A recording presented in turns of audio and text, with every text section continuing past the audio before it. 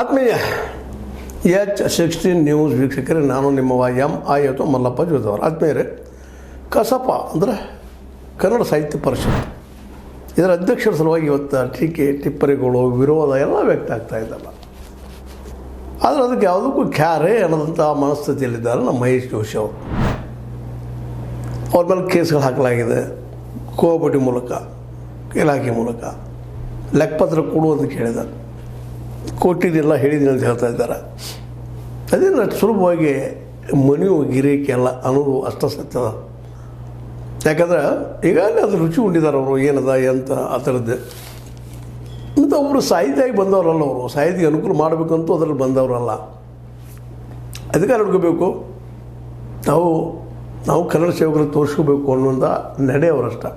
ಈ ದಿಸೆಯಲ್ಲೇ ನಮ್ಮ ಮೀನಾಕ್ಷಿ ಬಾಳಿಯವರು, ಇವರೊಬ್ಬ ದೊಡ್ಡ ಸಾಮಾಜಿಕ ಹೋರಾಟಗಾರರು, ಚಿಂತಕರು, ದಿಟ್ಟರು, ಸಮತಾವಾದದಲ್ಲೇ ಸಮಾಜವಾದದಲ್ಲಿ ನಂಬಿಕೆ ಇಟ್ಟಂಥವರು.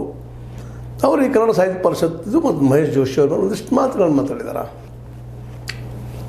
ಆ ಟಿಪ್ಪಣಿ ಒಂದು ಸ್ವಲ್ಪ ನಾವು ನೋಡ್ಕೊಂಡು ಅದೇನಪ್ಪ ಅವ್ರು ಹೇಳಿದರು ಅಂಥದ್ದು ನಮ್ಮ ಮೀನಾಕ್ಷಿ ಬಾಳಿಯವರು ಅನ್ನೋದು ಕಡೆ ಶ್ರೀಮತಿ ಮೀನಾಕ್ಷಿ ಬಾಳಿಯವರು ಹೇಳಿದ್ದಾರೆ.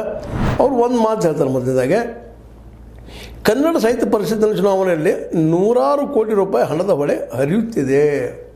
ದೊಡ್ಡ ಆರೋಪ ಇದೆ. ಅದು ಕನ್ನಡ ಸಾಹಿತ್ಯದ ಪರಿಷತ್ತದ ಮತ್ತು ಸರ್ಕಾರ ನಡೆಯುತ್ತಿರುವಂಥ ಒಂದು ಸಂಸ್ಥೆ, ಅಲ್ಲಿ ಲಕ್ಷ 100 ಕೋಟಿ ರೂಪಾಯಿ ಹರಿಸೋದ ಅವರು ಆರೋಪ ಮಾಡ್ತಾ ಇದ್ದಾರೆ. ಈ 100 ಕೋಟಿ ರೂಪಾಯಿ ಹರಿಸ್ಬೇಕಾದ್ರೆ ನಾವು ದುಡ್ಡು ಎಲ್ಲಿಂದ ತರಬೇಕು? ಪಾಪ ಯಾರೋ ಇವತ್ತು ಮಹೇಶ್ ಜೋಶಿಯಲ್ಲಿ ಮತ್ತೊಬ್ಬಿರಲಿ ಗೆಲ್ಲೋದಕ್ಕಾಗಿ 100 ಕೋಟಿ ರೂಪಾಯಿ ಹರಿಸ್ತಾರೆ ಅವರು. ಅಂದಾಗ ಪ್ರಾಮಾಣಿಕರಲ್ಲಿ ಅಧ್ಯಕ್ಷರಾಗಲಿ ಅಂದ್ರೆ ಹೆಂಗೆ ಆಗಲಿಕ್ಕೆ ಸಾಧ್ಯ ಅನ್ನೋದು ಮೂರು ಪ್ರಶ್ನೆ ಇಲ್ಲದ. ಯಾಕ್ರಿ ಇಂಥ ಸಂಸ್ಥೆಗಳು ಸಹ ದುಡ್ಡು ಹರಿಸುವಂಥದ್ದು? ಇವತ್ತು ಇಷ್ಟೊಂದು ಕೆಟ್ಟು ಹೋಗಿದೆ ಚುನಾವಣೆ ಪದ್ಧತಿಗಳು. ದುಡ್ಡಿಲ್ಲ ಯಾವುದೇ ಚುನಾವಣೆ ಗೆಲ್ಲಕ್ಕೆ ಸಾಧ್ಯ ಇಲ್ವ ನಾವು ಇವತ್ತು ಅನ್ನುವಂಥ ಮಾತು. ಯಾಕೆಂದರೆ ಒಂದು ಪ್ರಜಾಪ್ರಭುತ್ವ ಇರಲಿ, ಪ್ರಜಾಪ್ರಭುತ್ವ ನೆಲೆ ಕನ್ನಡ ಸಾಹಿತ್ಯ ಪರಿಷತ್ತಾಗಲಿ, ಇಲ್ಲಿ ಒಳ್ಳೊಳ್ಳೆ ಸಾಹಿತಿಗಳು ಅದರ ಅಧ್ಯಕ್ಷ ಆಗಲಿ, ಒಬ್ಬರು ಹಿಡಿದು ಕೊಡೋದು ಬೇಕಾಗಿಲ್ಲ ಅನ್ನೋ ಪ್ರಜಾಪ್ರಭುತ್ವ ನೆಲೆಗಟ್ಟಿನಲ್ಲಿ ಆ ಸಂಸ್ಥೆಯನ್ನು ಕಟ್ಟಿಕೊಂಡ. ಆ ದಿಸೆಯಲ್ಲೇ ಇವತ್ತು ಕಸಪ ಒಂದು ಒಳ್ಳೆಯ ಕೆಲಸ